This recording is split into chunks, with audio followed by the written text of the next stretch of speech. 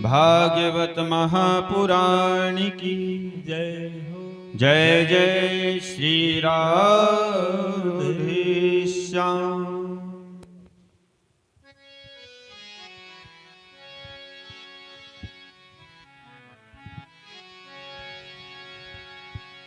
परम मंगल में उपस्थित सतगुरुदेव भगवान के चरणों में कोट कोट नमन वंदन प्रणाम। आए हुए विराजमान सभी भक्तों को बहुत बहुत साधुवाद धन्यवाद। श्रीमद् भागवत की पावन सी कथा आज हम आप बैठकर श्रवण कर रहे हैं। भगवान की विशेष कृपा होती है मनुष्य मात्र पर जब हमारा मन सत्संग में लगता है। एक घड़ी आधी में पुन आध, तुलसी चर्चा राम की मिटहि कोटि अपराध। हाँ, सत्संग में इतना बड़ा बल है, इतनी बड़ी शक्ति है कि सत्संग करने से, कथा सुनने से जीवन के सारे पाप ताप संताप दूर हो जाते हैं। जीवन की सारी समस्याएं, जीवन के सारे दुख कट जाते हैं। इतनी बड़ी महिमा सत्संग की जीवन में बताई है, कथा सुनने की बताई है। सारे विकारों से हम और आप मुक्त हो जाते हैं।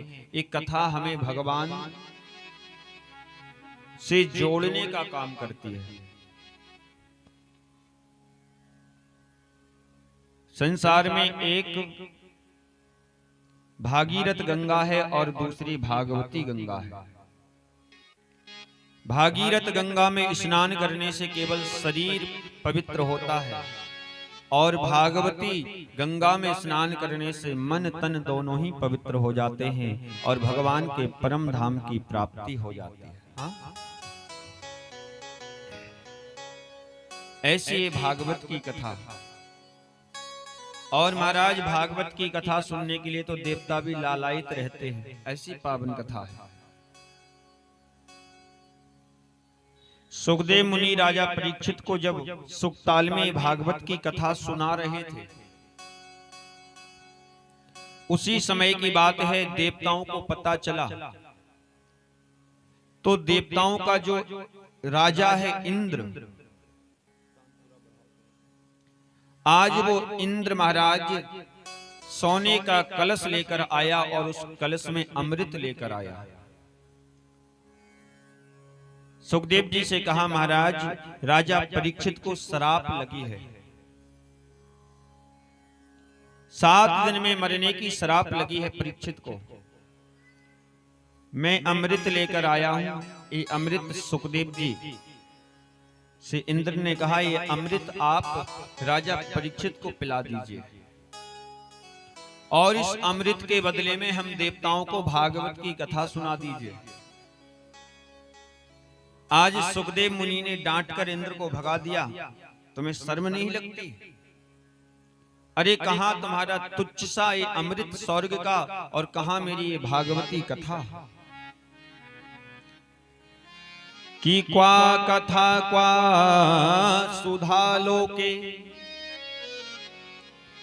क्वा कांचा क्वा मणिर्महा। कहां ये तुच्छ सा स्वर्ग का अमृत और कहां ये मेरे भागवत की कथा।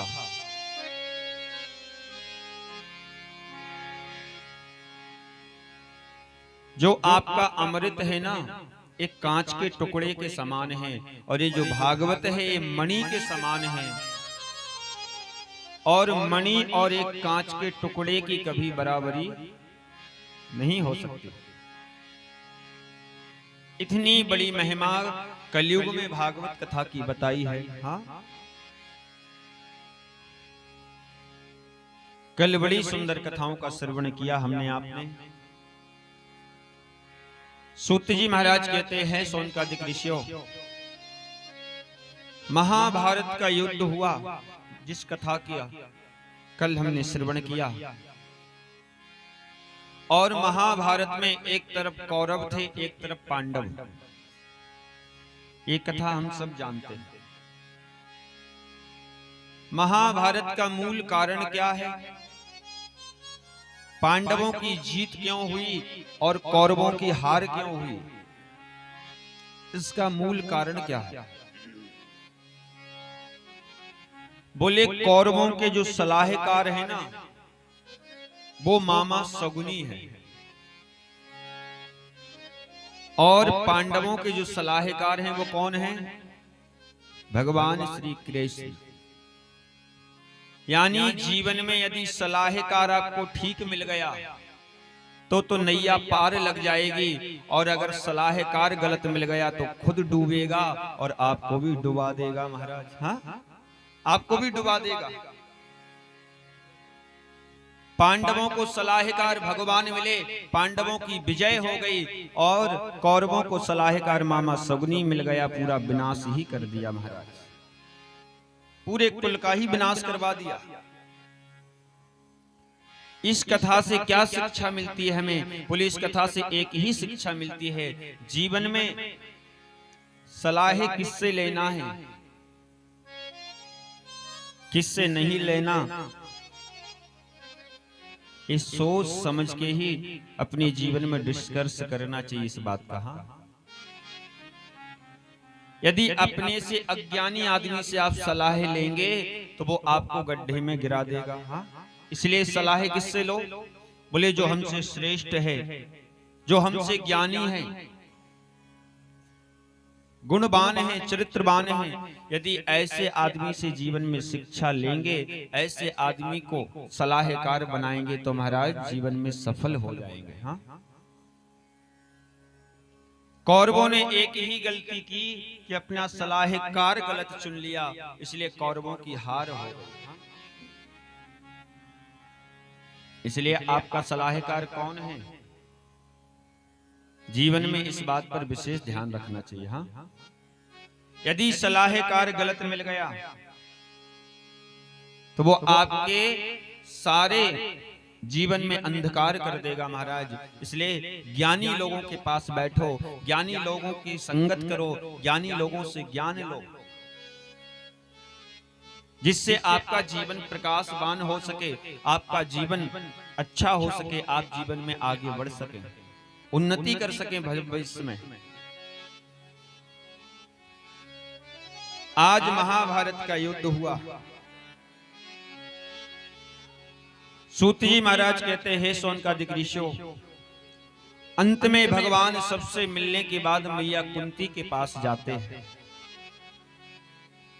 भगवान कन्हैया ने कहा, कुंती बुआ, मुझे हस्तिनापुर में रहते रहते बहुत समय हो गया, अब मैं द्वारकापुरी वापस जाना चाहता हूं। अब मुझे आज्ञा दीजिए, मैं द्वारकापुरी लौटना चाहता हूं। और बुआ जी, जाते जाते मेरी बड़ी इच्छा है कि आप मुझसे कुछ मांग लें, आप हमसे कुछ मांगे, मेरी बड़ी प्रबल इच्छा है कि जाते जाते आप हमसे कुछ मांग लें।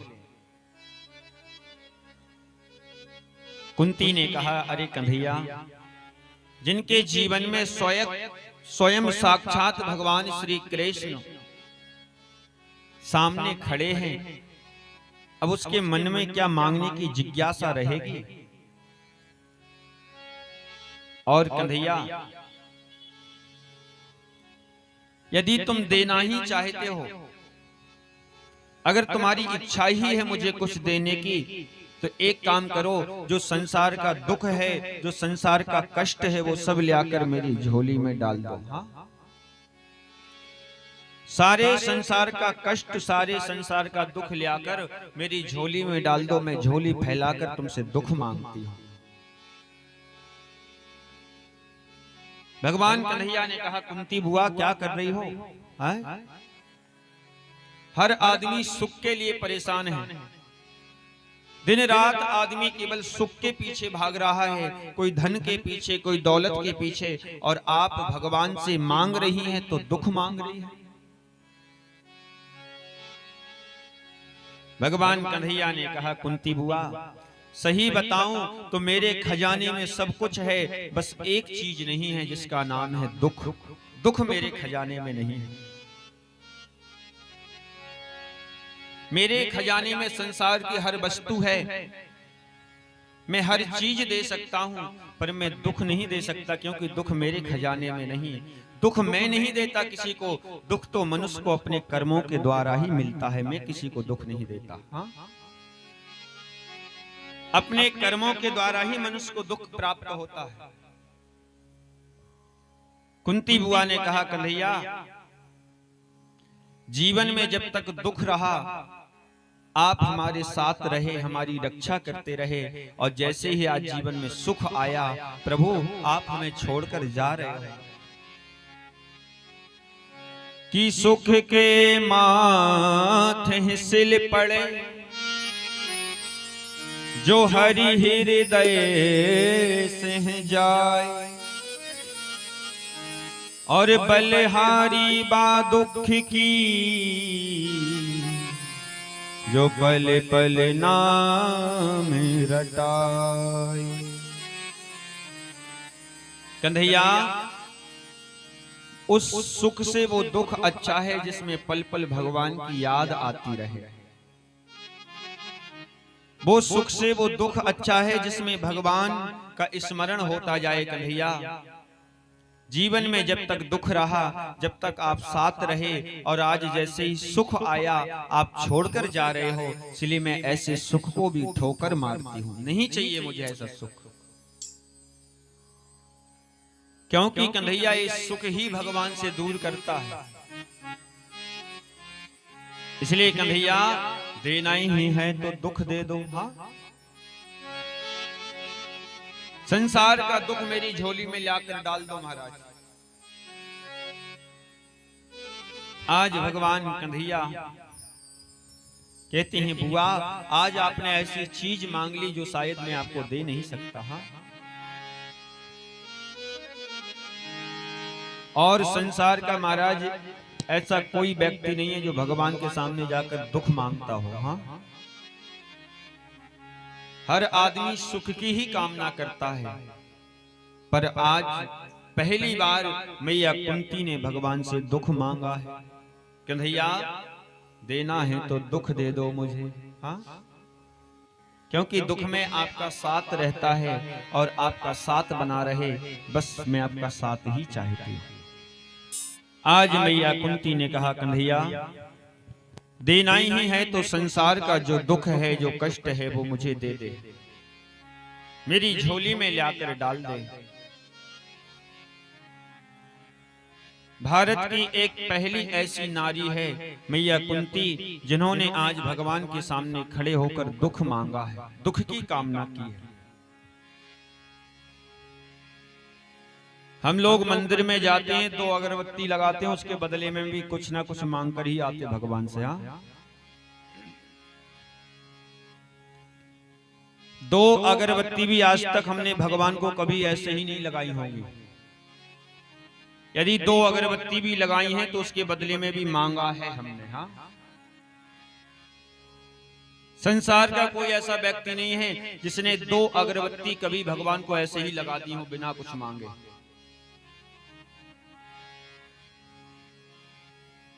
और महाराज कई लोग तो ऐसे मांगते हैं जब तक वो अगरबत्ती में से धुआं निकलेगा जब तक मांगते ही रहेंगे। हाँ? जब तक धुआं निकलेगा अगरबत्ती में से। भगवान भी परेशान हो जाते, भैया बस कर, अब 2 रुपए में खरीद नहीं लिया तूने, छोड़ दे कुछ आगे के लिए। लाइन लगा देते महाराज मांगने की। है? बड़े बेटे की शादी हो जाए, छोटे की नौकरी लग जाए, बहू के बेटा हो जाए, फलाना हो जाए, सब एक ही 2 ही रुपए की अगरबत्ती में पूरा काम।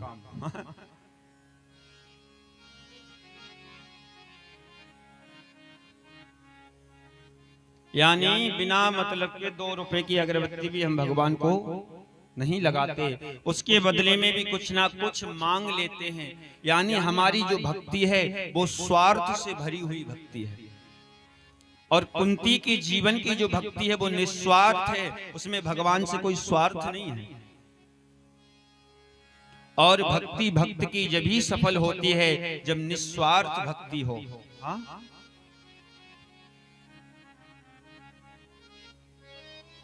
हमारा ऐसा काम हो जाए तो ही हम पूजा करेंगे, स्वार्थ हो गया। ये पूजा नहीं है, भक्ति नहीं, स्वार्थ है। हमारा ऐसा काम हो जाएगा तो ही हम मंदिर जाएंगे, इस स्वार्थ है। पूजा कैसी हो?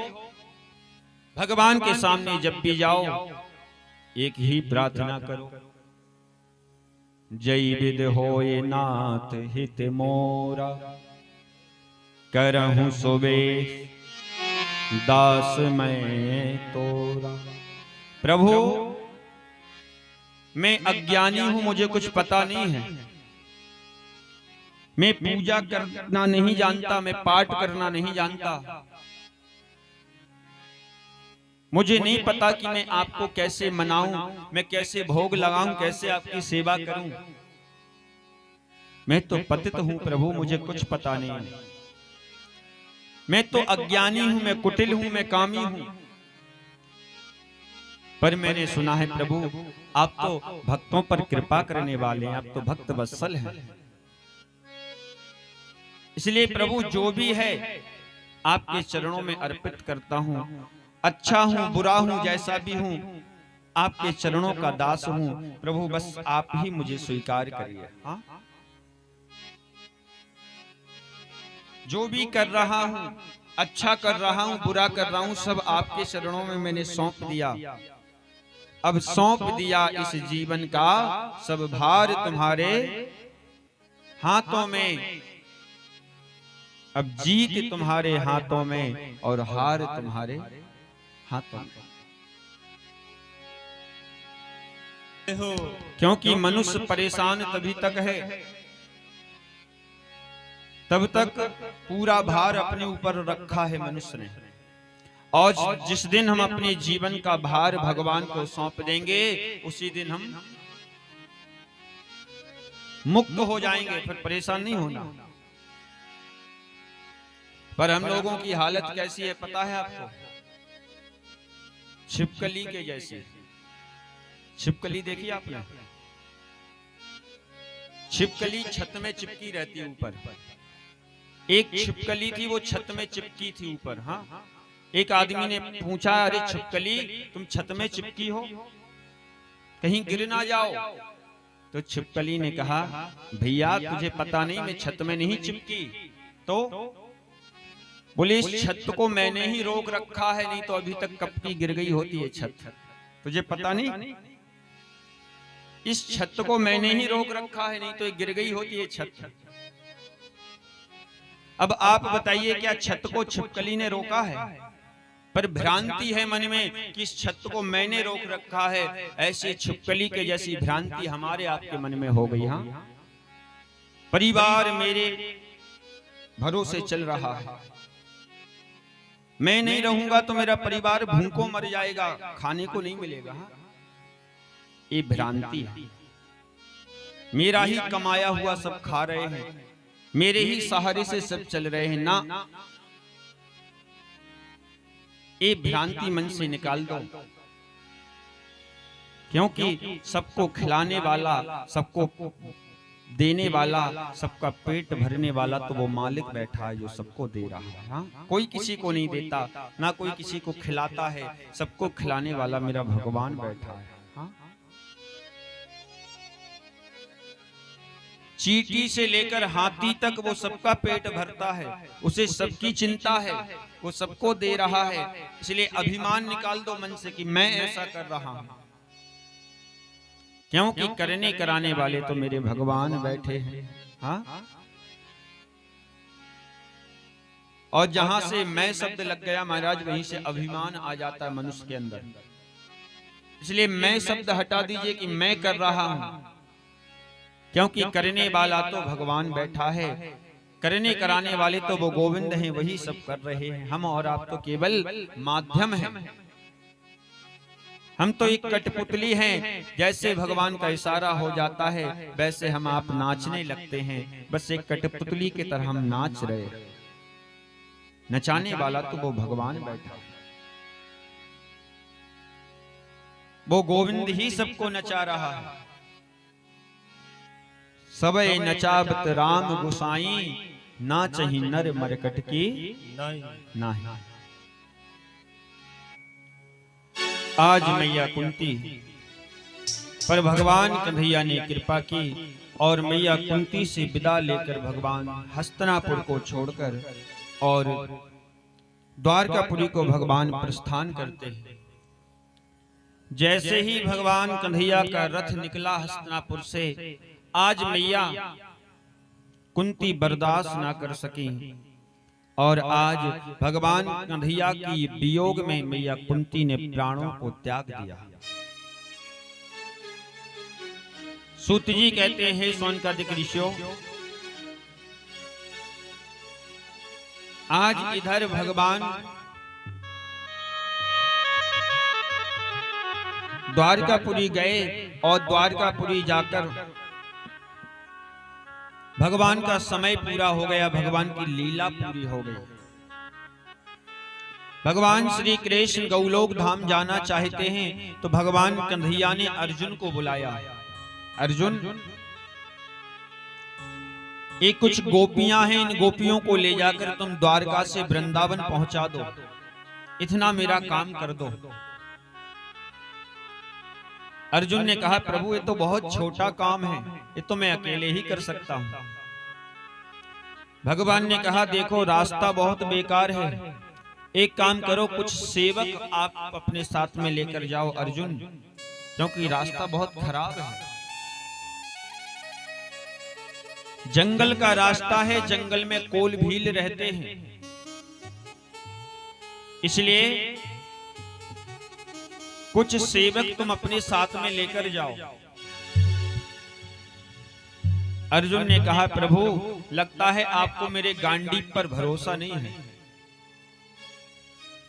अरे मैं वही अर्जुन हूं जिसने महाभारत के युद्ध को जीता है, बड़े बड़े योद्धाओं को मैंने परास्त किया है। क्या इन गोपियों को मैं वृंदावन नहीं पहुंचा पाऊंगा? क्या मेरे ऊपर भरोसा नहीं है? आज भगवान कन्हैया को लगा, आज अर्जुन को भी अभिमान आने लगा। आज गोपियों को लेकर अर्जुन आगे बढ़े। आज भगवान कन्हैया ने एक सुंदर सी लीला की। आज भगवान कन्हैया ने क्या काम किया? कोल भील का रूप धारण किया और आज रास्ते में पहुंचकर अर्जुन का रास्ता रोक लिया भगवान ने। अर्जुन को पकड़ के एक पेड़ से बांध दिया और गोपियों के वस्त्रों को भगवान उतारने लगे, कपड़ों को खींचने लगे। अर्जुन खड़े खड़े देख रहे हैं, आंखों से आंसू निकल रहे हैं। महाराज, आज मैं गोपियों की रक्षा नहीं कर पा रहा। एक छोटा सा काम प्रभु ने मुझे दिया था, आज मैंने वो काम भी नहीं कर पाया, प्रभु का काम भी अधूरा हो गया। अर्जुन को समझ आ गई बात, ये जो महाभारत का युद्ध जीता है ये मैंने अपनी दम पर नहीं, ये भगवान श्री कृष्ण की दम पर ही जीता है। क्योंकि मैं वही अर्जुन हूं, वही मेरा गांडीव है। ना तो आज गांडीव काम कर रहा है, ना मैं कुछ कर पा रहा हूं। कहने का मतलब, जो कुछ करते हैं वो मेरे श्याम सुंदर कन्हैया ही करते हैं। कन्हैया ही करते हैं, मेरे भगवान ही करते हैं।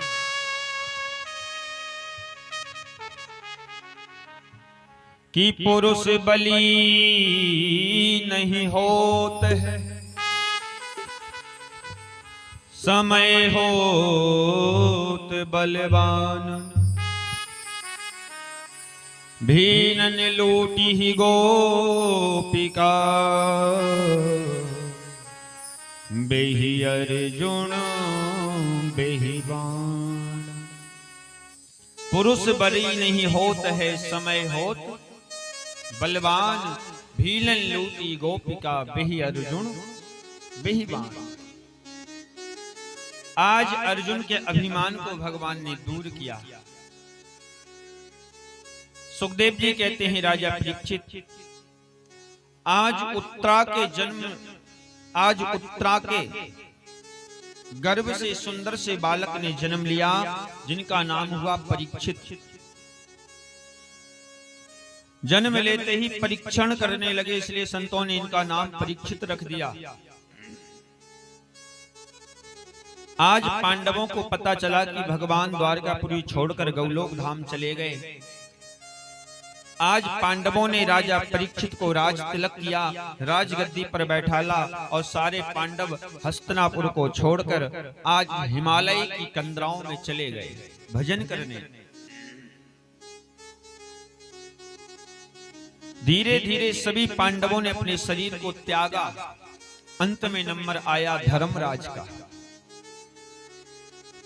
धर्मराज युधिष्ठिर का जब नंबर आया तो धर्मराज के साथ एक कुत्ता चल रहा था। धर्मराज ने पूछा, भैया तुम कौन हो? तो उस कुत्ते के अंदर से यमराज प्रकट हो गए। यमराज जी ने कहा, धर्मराज मैं आपको नरक ले जाने आया हूं, मेरा नाम यमराज है। धर्मराज ने कहा, मैंने तो जीवन में ऐसा कोई अधर्म नहीं किया, ऐसा कोई पाप नहीं किया जिससे मुझे नरक जाना पड़े। अरे यहां तक मैंने अपने पूरे जीवन में कभी झूठ भी नहीं बोला। मैं आज तक मैंने कभी झूठ नहीं बोला। यमराज जी ने कहा, महाराज याद करिए, एक बार आपने गलती से झूठ बोला था। एक बार आपने गलती से झूठ बोला और गलती से झूठ बोलने की सजा है कि आपको नरक जाना पड़ेगा।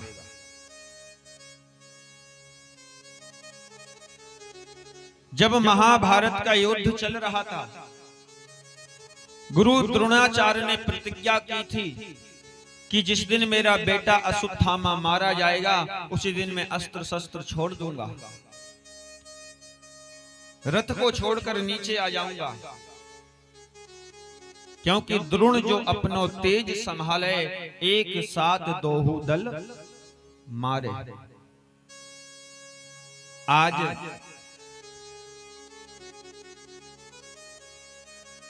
एक अश्वत्थामा नाम का हाथी, अश्वत्थामा नाम के हाथी को भीम ने मार दिया तो पूरे कुरुक्षेत्र में शोर होने लगा, महाराज कि अश्वत्थामा मारा गया, अश्वत्थामा मारा गया। गुरु द्रोणाचार्य को जब पता चला तो गुरु द्रोणाचार्य ने कहा, मैं किसी की बात पर भरोसा नहीं करूंगा कि अश्वत्थामा मारा गया। क्यों? अगर इसी बात को धर्मराज युधिष्ठिर मुझसे कह देंगे कि आपका बेटा अश्वत्थामा मारा गया तो मैं अस्त्र शस्त्र छोड़कर और रथ से नीचे खड़ा हो जाऊंगा, क्योंकि धर्मराज कभी झूठ नहीं बोलते। गुरु द्रोणाचार्य ने धर्मराज से पूछा, क्या अश्वत्थामा मारा गया? धर्मराज ने कहा, गुरुजी अश्वत्थामा हत्यो नरो वा कुंजरो वा, अश्वत्थामा तो मारा गया, मनुष्य था या पशु था ये मैं नहीं जानता। इतने में भगवान श्री कृष्ण ने पंचजन शंख को बजाया और शंख की आवाज में आधी बात गुरुजी के कान तक पहुंची और आधी बात दब गई शंख की आवाज में। जब आधी बात शंख की आवाज में दब गई, महाराज आज वही झूठा दोष लगा है, इसलिए आपको एक क्षण के लिए नरक जाना पड़ेगा। आज धर्मराज को नरक लेकर गए यमराज। सूत जी कहते हैं, इधर परीक्षित जी महाराज बड़े सुंदर ढंग से अपने राज्य को चलाते हैं,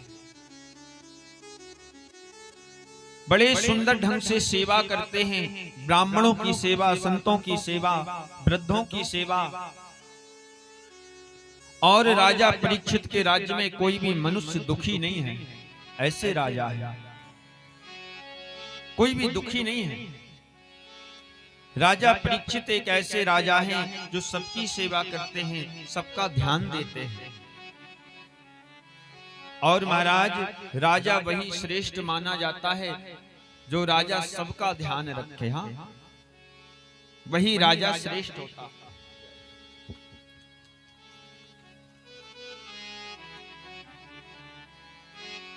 वही राजा श्रेष्ठ माना जाता है। राजा परीक्षित महाराज बड़ा धर्मात्मा राजा है। प्रातः काल उठकर गौ माता की सेवा करता है, मंदिर जाता है, संतों के आश्रम में जाता है।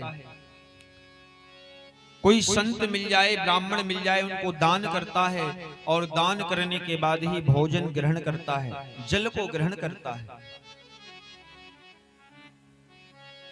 ऐसी दिनचर्या है राजा परीक्षित जी की। सबसे पहले सूर्य को अर्घ्य देते हैं, सूर्य को जल चढ़ाते हैं, संतों के आश्रम में जाकर संतों की सेवा करते हैं, मंदिर में जाते हैं। ऐसे राजा परीक्षित की दिनचर्या है महाराजा। और सूर्य को अर्घ्य तो सबको ही देना चाहिए। हमारे सनातन धर्म की सबसे बड़ी पूजा और सबसे पहली जो पूजा होती है वो भगवान सूर्य से ही प्रारंभ होती है। इसलिए प्रातः काल उठकर एक लोटा जल भगवान सूर्य को सबको चढ़ाना चाहिए। आप लोग चढ़ाते कि नहीं? कितने लोग चढ़ाते हैं? वो मैया कह रही क्या करें महाराज, रोटी से ही फुर्सत नहीं मिलती है। सवेरे से ही चाय नाश्ता में लग जाते हैं 6 बजे से। कैसे जल चढ़ाएं सूर्य को? पर सूर्य को जल चढ़ाने के बहुत सारे फायदे हैं। ये चीज विज्ञान भी बताता है। यदि हम रोज सूर्य को जल चढ़ाते हैं तो हम कभी जीवन में रोगी नहीं हो सकते। यदि आपने परंपरा बना ली कि हमें रोज सूर्य को 1 लोटा जल चढ़ाना है, लाल चंदन मिलाकर, लाल फूल डालकर यदि रोज हम भगवान सूर्य को जल चढ़ाते हैं तो जीवन में आपको कभी रोग नहीं हो सकता। आप हमेशा रोग से मुक्त रहेंगे। इसलिए भगवान भास्कर, भगवान सूर्य को रोज जल चढ़ाना चाहिए। हाँ, बहुत फायदे होते हैं। एक लोगों ने हमसे पूछा महाराज सूर्य को जल क्यों चढ़ाना चाहिए? सूर्य को जल क्यों चढ़ाना चाहिए, क्या मतलब है? क्योंकि हम विज्ञान पढ़ने वाले हैं, इसलिए हम विज्ञान की भाषा ही समझते हैं। मैंने कहा भैया आपके घर में लाइट आती है? अगर लाइट आपके घर में आती है, आप लाइट जलाते हो? बोले हाँ महाराज हम लाइट जलाते हैं। तो हमने कहा तुम लाइट जलाते हो तो 1 महीने के बाद लाइट का बिल देना पड़ता कि नहीं? यदि 1 महीना हम लाइट जलाते हैं तो 1 महीने के बाद उसका बिल देना पड़ता है। बोले हाँ महाराज देना तो पड़ता है। 1 महीना लाइट जलाते हैं, दूसरे महीने में बिल देना पड़ता है।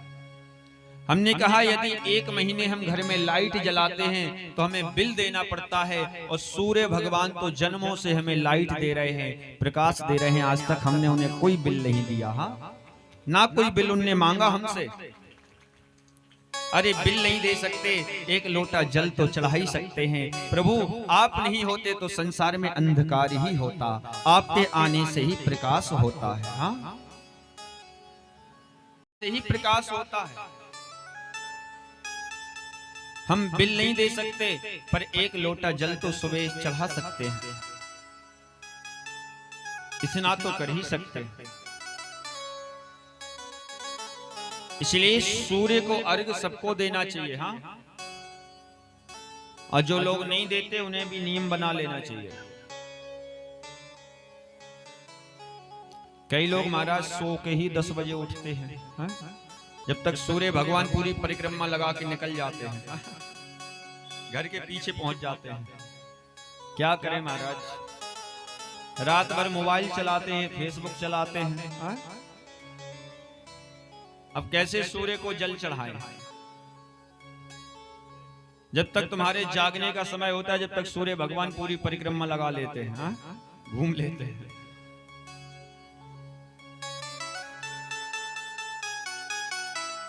ये सब हमारे ग्रंथों में बताया है। सुबह जल्दी उठने का प्रयास किया जाए, ब्रह्म मुहूर्त में जाग जाओ। भले ठंडी हो रही है, थोड़ा देर में स्नान कर लो, कोई बात नहीं, पर 5 बजे 5:30 बजे तक हमें बिस्तर छोड़ देना चाहिए। वेदों में बताया है जो सूर्य निकलने तक सोता रहता है उसकी आयु कम हो जाती है, आयु क्षीण हो जाती है।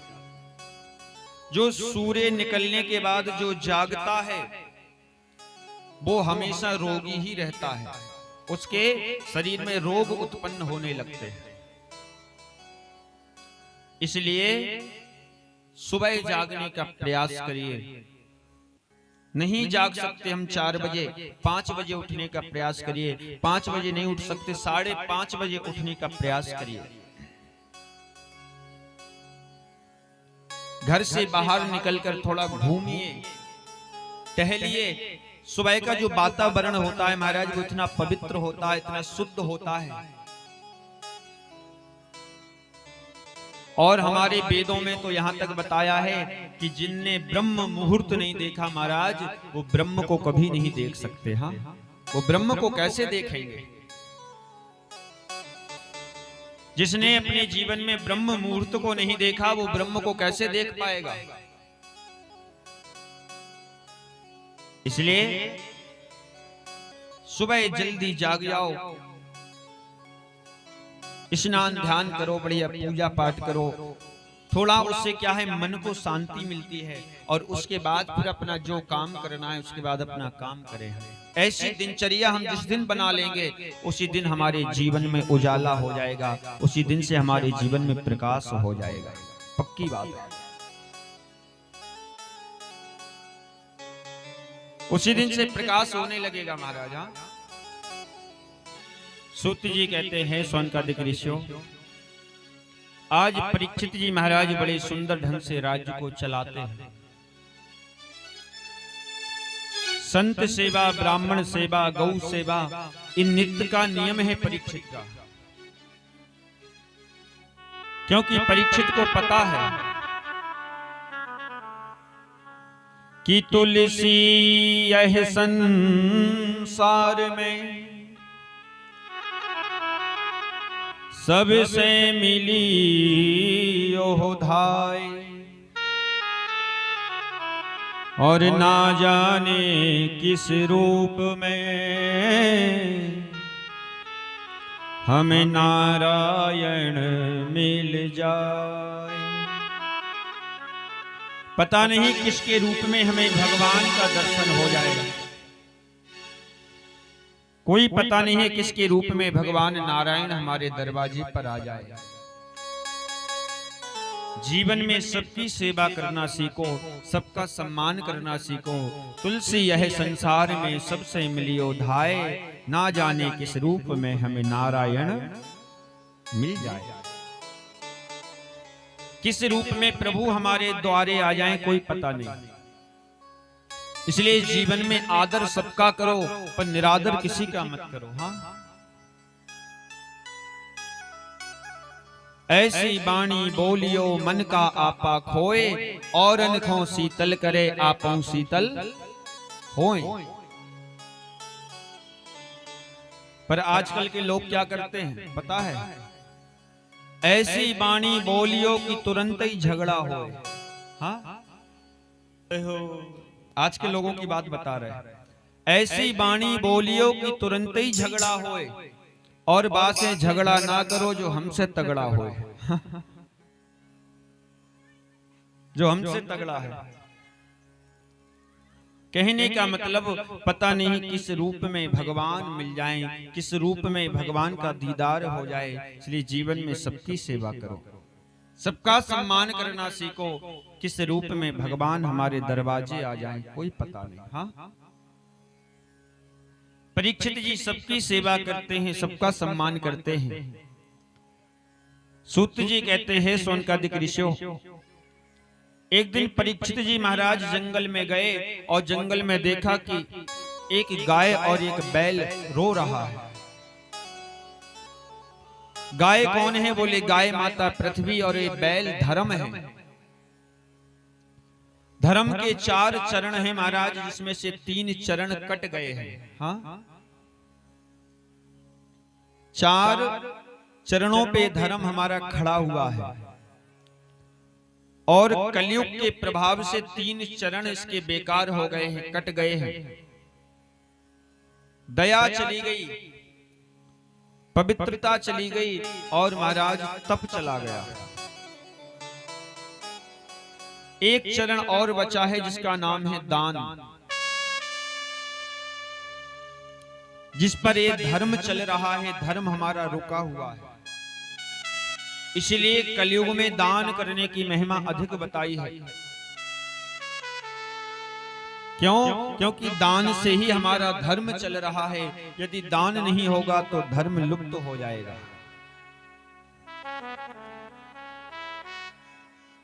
आज एक बैल और गाय को जब परीक्षित ने रोते हुए देखा, काला काला आदमी इन दोनों को मार रहा है, पीट रहा है। परीक्षित ने तलवार निकाल ली, पूछा भैया तुम कौन हो? मैं तुम्हें इसी समय मृत्यु दंड दे दूंगा। वो काला काला आदमी दौड़कर आया और परीक्षित के चरणों में गिर पड़ा। महाराज, मेरा नाम कलयुग है।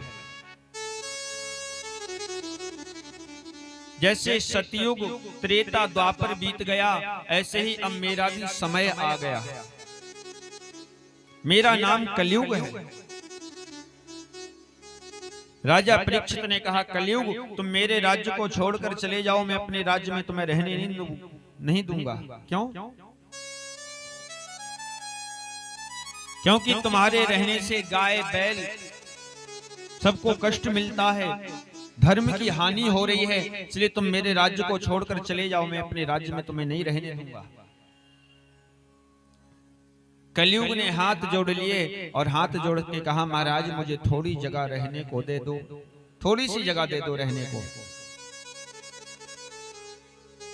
आज परीक्षित ने कलयुग को रहने के लिए 4 स्थान दिए। कौन कौन से स्थान दिए?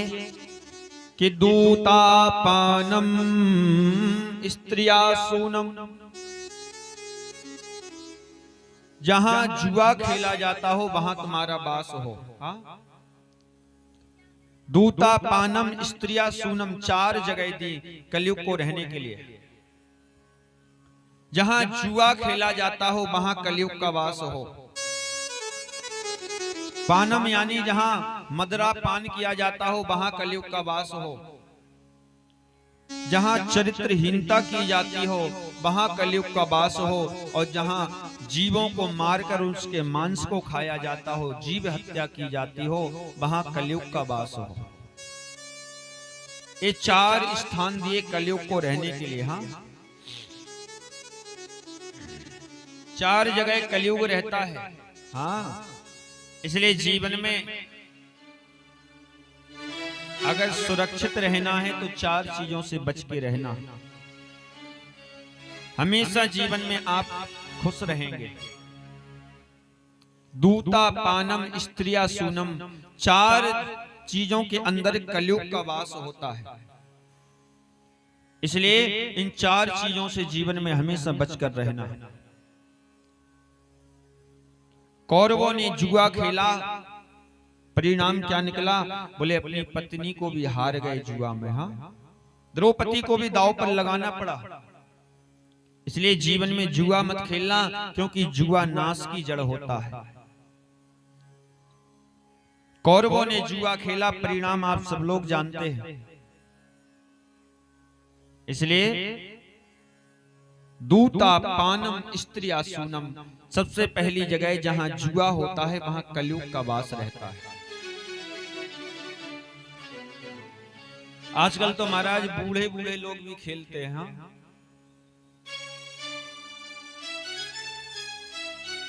एक जगह हम गए, हमने कहा क्यों?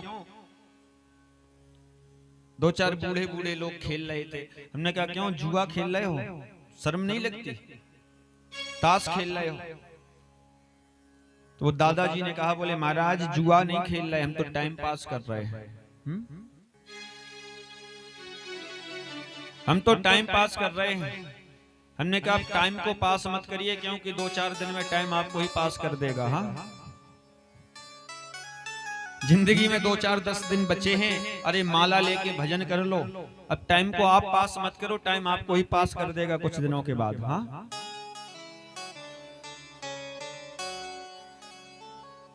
इसलिए जुआ ना खेलें जीवन में। क्यों? क्योंकि जुआ विनाश की जड़ होता है। दूसरा, पानम यानी मदरा पान से बचें, शराब पीने से बचें, क्योंकि शराबियों की क्या हालत होती है सब जानते हैं। हाँ?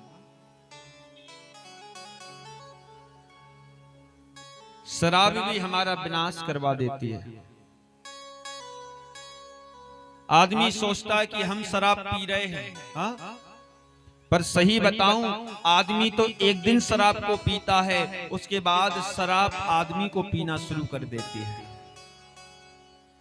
आदमी केवल एक दिन ही शराब पीता है, उसके बाद फिर वो शराब आदमी को पीना शुरू कर देती है, और ऐसा पीती है महाराज कि ना घर का बचता है ना घाट का बचता है। ना वो घर का रहता ना घाट का। तीसरा बोले चरित्रहीनता।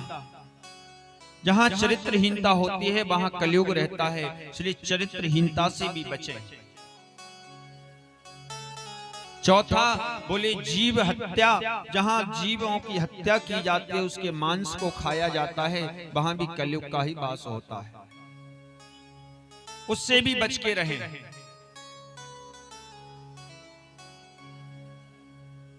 आज महाराज परीक्षित ने हाथ जोड़ लिए, बोले प्रभु एक आध कोई अच्छी सी जगह दे दो मुझे रहने को। 4 कमरे आपने दिए, चारों कमरों में बड़ी गंदगी है, एक आध कोई अच्छी जगह दे दो रहने को।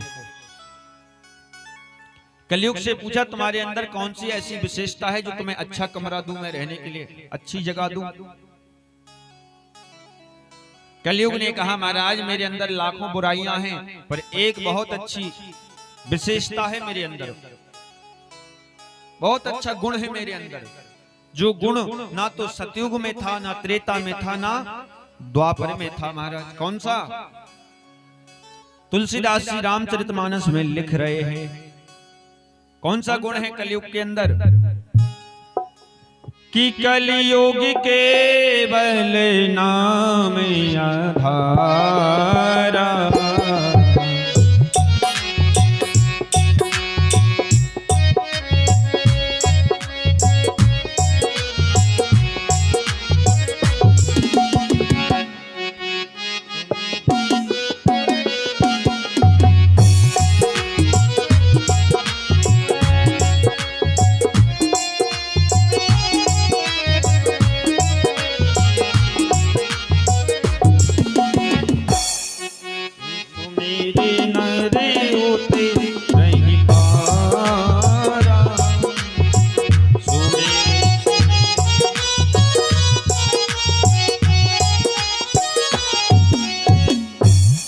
कलियुग केवल नाम आधारा, सुमिर सुमिर नर उतरे पारा।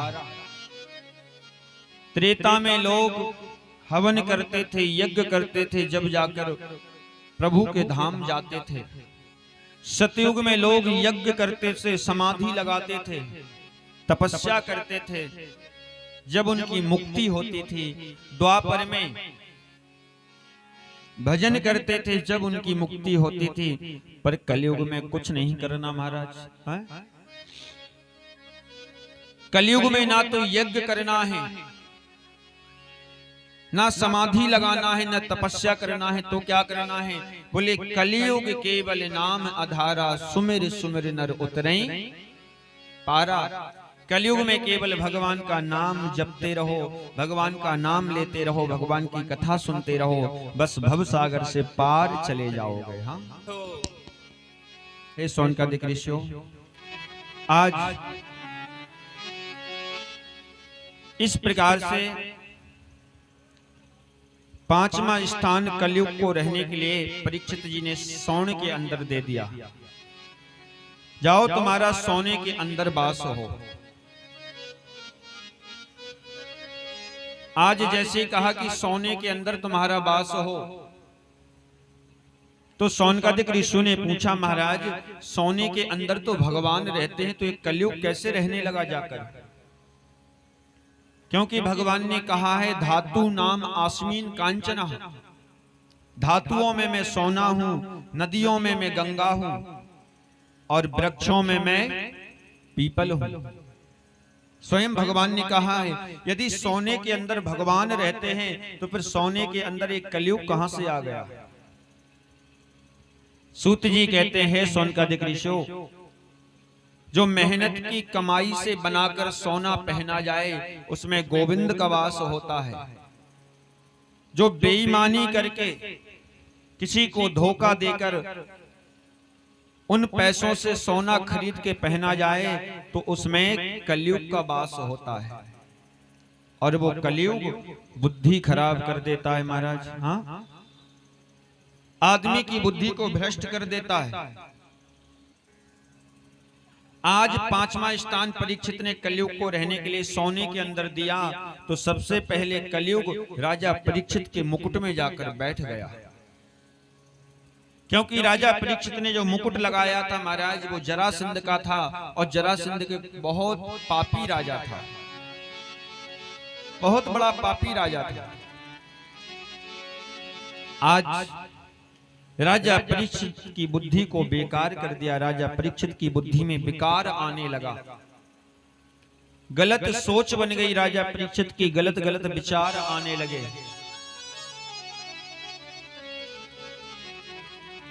आज अधर्म करने का मन हो रहा है, पाप करने का मन राजा परीक्षित का होने लगा महाराज। हाँ,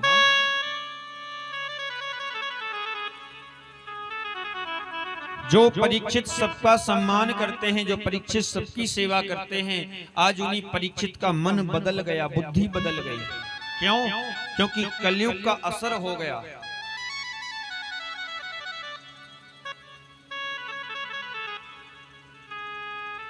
किसी ने पूछा, महाराज पता कैसे चलेगा कि हमारे ऊपर कलयुग का प्रकोप है कि नहीं है? बोले, यदि हमारा मन कथा भागवत में ना लगे तो समझ लेना कि कलयुग की छाया हमारे ऊपर है। हाँ, यदि हमारा पूजा पाठ में मन ना लगे, कथा में मन ना लगे, मंदिर जाने को मन ना करे, तो समझ लेना कि कलयुग का असर हो रहा है हमारे ऊपर। यदि माता पिता की बात हम ना माने, माता पिता की बात समझ में ना आए, तो समझ लेना कि कलयुग का प्रकोप हमारे ऊपर हो रहा है। यदि हमसे बड़े लोग हमें समझा रहे हैं बार बार, फिर भी कोई बात हमारी समझ में नहीं आ रही, तो समझ लेना कि कलयुग का असर हमारे ऊपर हो रहा है। हाँ, ये लक्षण है कलयुग के। इसलिए कलयुग के प्रकोप से यदि बचना है तो भगवान की कथा सुनिए, भगवान के मंदिर जाइए, भगवान का नाम जाप करिए जितना हो सके। और नहीं महाराज, इस कलयुग के असर से बड़े बड़े नहीं बच पाए, परीक्षित को नहीं छोड़ा कलयुग ने, हम तो बहुत छोटे लोग हैं। इसलिए कलयुग के प्रकोप से बचने का एक ही साधन है, वो है भगवान की कथा। भगवान की कथा सुनते रहो, भगवान की पूजा करते रहो, बस कलयुग के प्रकोप से बच जाएंगे। इसे कभी अयोध्या चले जाओ, कभी वृंदावन चले जाओ, तीर्थों में जाते रहो, संतों की सेवा करते रहो, कलयुग के प्रकोप से बचे रहोगे महाराज। नहीं तो एक कलयुग समूल विनाश कर देगा। राजा परीक्षित की बुद्धि को बेकार कर दिया इसने। हाँ, हमारी भी बुद्धि ना बिगड़ जाए, इसलिए हमें कथा सुनना चाहिए, वृंदावन जाना चाहिए, अयोध्या जाना चाहिए, जिससे हमारी बुद्धि पवित्र बनी रहे। हाँ,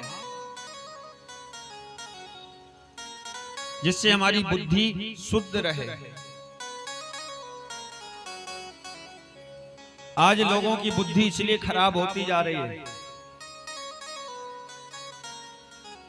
क्योंकि हमने सत्संग कथा सब धीरे धीरे बंद कर दिया सुनना, धीरे धीरे पूजा पाठ भी छोड़ते जा रहे हैं हम लोग। इसलिए हम लोगों के ऊपर कहीं ना कहीं कलयुग का असर हो रहा है और इसीलिए हम लोगों की बुद्धि बेकार हो रही है महाराज। हाँ, इसलिए इस बात का विशेष ध्यान रखना चाहिए। आज परीक्षित जी महाराज के मुकुट में कलयुग बैठा तो परीक्षित की बुद्धि बिगड़ गई। कहीं हमारी आपकी भी बुद्धि ना बिगड़ जाए, इसलिए भगवान के चरणों से जुड़े रहो, भगवान की भक्ति करते रहो, कथा सुनते रहो। हाँ,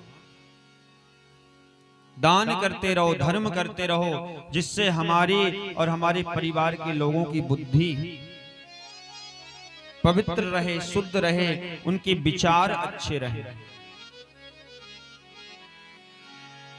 कई लोग तो महाराज कथा भागवत में इसीलिए नहीं जाते कि वहां जाएंगे कुछ चढ़ाना पड़ेगा, मंदिर में जाएंगे वहां कुछ दान दक्षिणा देनी पड़ेगी। तो वो कई ऐसे वज्र कंजूस होते ना, वो कथा में जाते ना महाराज, वो है मंदिर जाते। क्यों? क्योंकि मंदिर में जाएंगे, कथा में जाएंगे तो वहां को दान धर्म करना पड़ेगा, चढ़ाना पड़ेगा। ऐसे ऐसे भी लोग पड़े हैं, उनका पैसा भले इधर उधर चला जाए, बेकार में चला जाए, बर्बाद हो जाए, पर वो दान नहीं कर सकते अपने हाथों से। हाँ,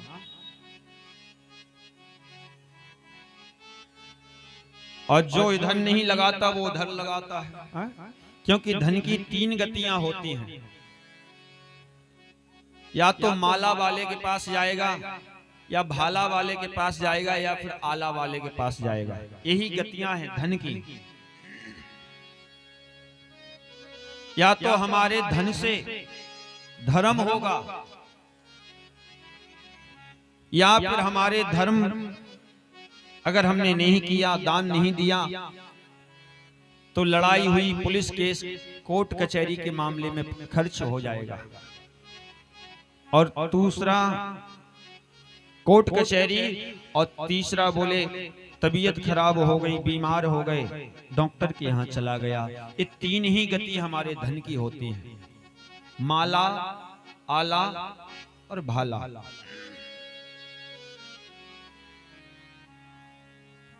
एक गांव में एक सेठ जी थे महाराज, बहुत कंजूस, पैसा बहुत था भगवान की कृपा से, पर पैसा था पर वो कभी दान नहीं करते थे। हाँ, कभी दान नहीं दिया उसने अपनी जिंदगी में। एक दिन उसकी पत्नी ने कहा कि सब मंदिर जाते हैं, बगल में मंदिर है, तुम भी चले जाया करो।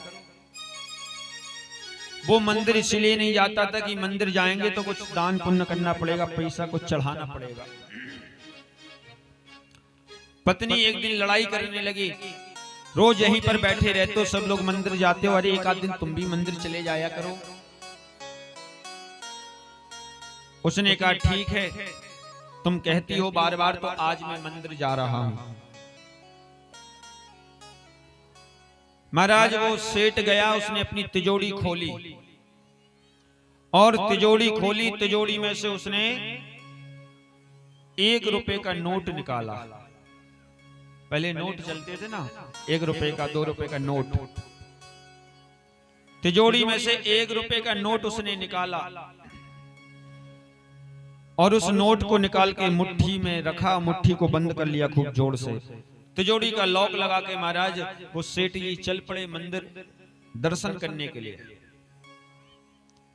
गर्मी का महीना था महाराज, मंदिर में दर्शन करने के लिए पहुंचे, खूब लंबी लाइन लगी थी दर्शन करने के लिए।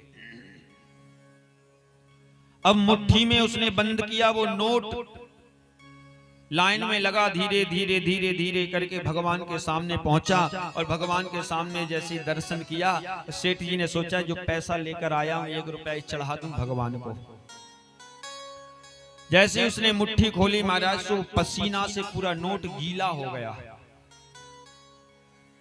अब जब उस नोट को सेठ जी ने देखा, अरे राम राम राम राम, लगता है इस नोट को मुझसे दूर होने का दुख हो रहा है, इसलिए बेचारा रो रहा है। इतना रो रहा है कि पूरा हाथ ही गीला कर दिया। बहुत संभाल के मैंने इसको रखा, पाल पोस के इसको रखा। आज मुझसे दूर हो रहा है इसलिए बेचारा रो रहा है, आंसू निकल रहे हैं। प्रभु क्षमा करना, इस नोट को तो मैं वापस लेकर जा रहा हूं। महाराज वो मंदिर से भी वो 1 का नोट वापस लेके चला आया। ऐसे ऐसे लोग संसार में पड़े हैं। कहने का मतलब